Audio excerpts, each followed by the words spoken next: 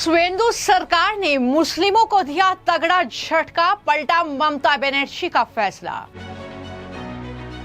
बंगाल में मुख्यमंत्री शुवेंदु अधिकारी ने मुस्लिमों का आरक्षण किया खत्म। बीजेपी विधायक रितेश तिवारी का दावा, मुस्लिमों ने नहीं दिया वोट, नहीं खोलेंगे ऑफिस। पश्चिम बंगाल में मुख्यमंत्री शुवेंदु अधिकारी ने बड़ा फैसला लेते हुए मुस्लिमों को सबसे बड़ा झटका पश्चिम बंगाल में दिया है। शुवेंदु अधिकारी ने बंगाल में मुस्लिमों का आरक्षण खत्म कर दिया है। ये बड़ी खबर है। दरअसल जिस तरीके से मुख्यमंत्री शुवेंदु अधिकारी ताबड़तोड़ फैसले ले रहे हैं, इसी कड़ी में उन्होंने ये फैसला लिया है और ओबीसी आरक्षण नीति में बड़ा बदलाव किया है। शुवेंदु सरकार ने कुल ओबीसी आरक्षण को 17% से घटाकर 7% कर दिया है। साथ ही मुस्लिम समुदाय को दिए जा रहे ओबीसी लाभ तत्काल प्रभाव से खत्म करने का फैसला भी ले लिया है। शुवेंदु सरकार के मुताबिक पहले ओबीसी कैटेगरी ए में 10% और ओबीसी कैटेगरी बी में 7% आरक्षण था। अब केवल कुल 7% आरक्षण ही लागू रहेगा। नई नीति के तहत यह आरक्षण केवल वास्तविक पिछड़े हिंदू समुदाय को ही दिया जाएगा, जो एससी और एसटी कैटेगरी में नहीं आते हैं। अब बंगाल में कुल 66 जातियां समुदाय ही ओबीसी आरक्षण के दायरे में आएंगे। इन्हें ही सरकारी नौकरियों और अन्य सरकारी पदों पर 7% आरक्षण का लाभ मिलेगा। जैसा ये फैसला लिया गया है, जाहिर तौर पर इससे बंगाल में सियासत करवाएगी।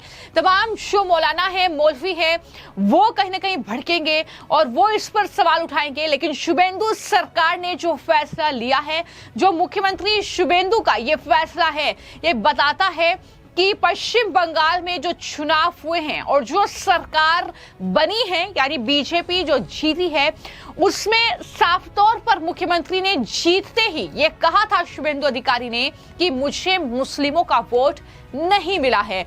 ये उनके स्पष्ट बोल थे। उन्होंने क्या कहा था, सुनिए। मैं 1956 वोट में जीता था। इस बार करीब करीब 10,000 वोट में चुनाव जीता और नंदीग्राम का हिंदू जनता फिर मुझे जिताया। वहां मुसलमान वोट पूरा के पूरा टीएमसी को मिला। ये लोग बहुत कट्टरवादी, इसलिए मेरा मार्क ठीक है।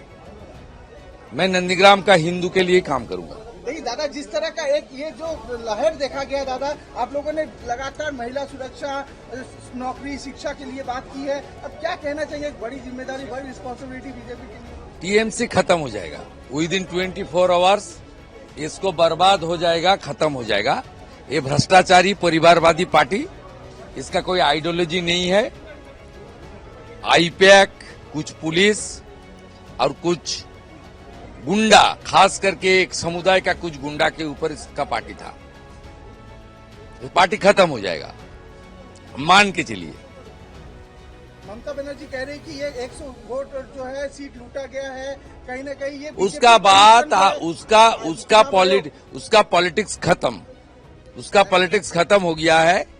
वो परिवारवादी और जो ऑटोक्रेट पार्टी, ये सब नहीं चलता बंगाल। क्या कहना चाहेंगे, जो बम्पर जीत मिली है श्यामा प्रसाद मुखर्जी, हम लोग को जो रिस्पॉन्सिबिलिटी जनता दिया है श्यामा प्रसाद जी का धरती में, वो काम हम लोग करेगा। और हमारी जो मैनिफेस्टो में honourable home minister Amit Shah ji ने डिक्लेयर किया था और बार बार प्रधानमंत्री मोदी जी ने गारंटी दिया है, वो काम हम लोग करेगा। 7 दिन के अंदर पूरा करेगा, 6 महीने के अंदर पूरा करेगा। अभी तक इस्तीफा समयबद्ध तरीके से जो जो काम हम लोग आश्वासन दिया, जिसके ऊपर पश्चिम बंगाल का बेरोजगार शिक्षित नौजवान से लेकर सरकारी कर्मचारी से लेकर बिजनेसमैन, इंडस्ट्री से लेकर सब लोग ने हम लोग को वोट किया। माता, बहन, बेटी ने वोट किया। हम सब लोग को सम्मान, मर्यादा का साथ हम लोग का जो मैनिफेस्टो संकल्प पत्र था, उसको पूरा करने का काम करूंगा। और सिर्फ शुभेंदु अधिकारी ही नहीं, बीजेपी के कई ऐसे नेताओं ने यही बयान दिया। बीजेपी के जो विधायक हैं काशीपुर बेलगाछिया सीट से रितेश तिवारी, उन्होंने भी कुछ ऐसा ही बयान दिया। उन्होंने कहा कि 2026 विधानसभा चुनाव में जीते तो हैं, लेकिन मुस्लिम इलाकों में उन्हें एक भी वोट नहीं मिला, इसलिए अगले 5 साल तक मुस्लिमों का कोई काम नहीं करेंगे, यानी सरकारी सर्टिफिकेट पर साइन तक भी हम नहीं करेंगे, ये उनका बयान था। उन्होंने कहा भोलेनाथ की कसम खाते हुए कि सबका साथ सबका विकास के साथ सबका हिसाब वाली बात भी उनकी तरफ से कही गई। तो इस तरीके से बीजेपी के नेता भड़के हुए थे कि बीजेपी ने इतनी % जीत पश्चिम बंगाल में हासिल की, लेकिन उसमें पश्चिम बंगाल के मुस्लिमों ने उन्हें वोट नहीं दिया, और यही वजह है कि मुस्लिमों का आरक्षण जो है वो खत्म कर दिया गया है। ममता बनर्जी ने जो मुस्लिमों के लिए वहां पर पिटारा खोला था, जिस तरीके से बजट में बड़ा ऐलान उनके लिए किया गया था, आपको मैं बता दूं कि पश्चिम बंगाल के मदरसा बोर्ड के लिए ममता बनर्जी ने जो लाखों करोड़ों का बजट निकाला था, वो केंद्र जितना बजट निकालता है उससे भी कहीं ज्यादा था। तो इस तरीके से संरक्षण ममता बनर्जी ने इन्हें दिया हुआ था, इनके लिए लगातार सारी सुविधाएं वो दे रही थी, आरक्षण से लेकर तमाम लाभ इन्हें मिल रहे थे।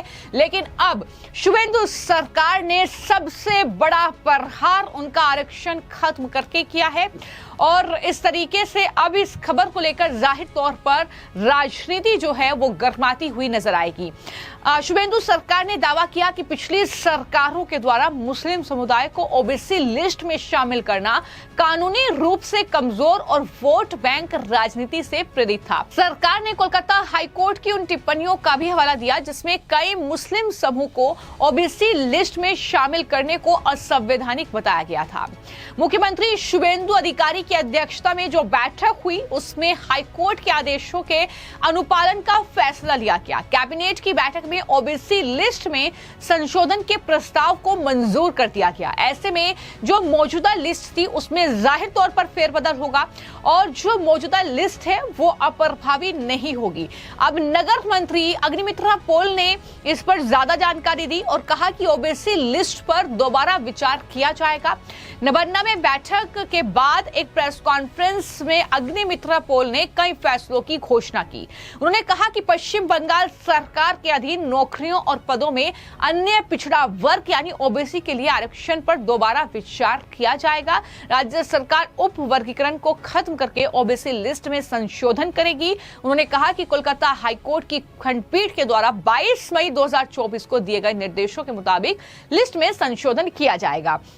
उन्होंने ये भी कहा कि राज्य सरकार हाईकोर्ट के निर्देशों में उल्लेखित जो भी समूह है उनको शामिल करने के बारे में भी फैसला करेगी।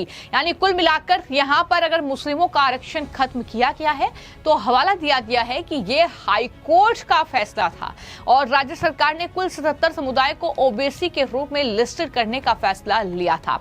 ये सारी जानकारी अग्निमित्रा पोल के जरिए दी गई। लेकिन अब देखना यह होगा कि शुभेंदु सरकार ने जो फैसला लिया है, जो ममता बनर्जी का फैसला पलटा है, मुस्लिमों के आरक्षण को खत्म किया है, उसके बाद अब किस तरीके से पश्चिम बंगाल में सियासी भूचाल आता है, किस तरीके के जो है बयान सामने आते हैं, ये कहीं ना कहीं अब देखना होगा। फिलहाल आपकी इस खबर को लेकर क्या राय है हमें कमेंट बॉक्स में जरूर लिखें।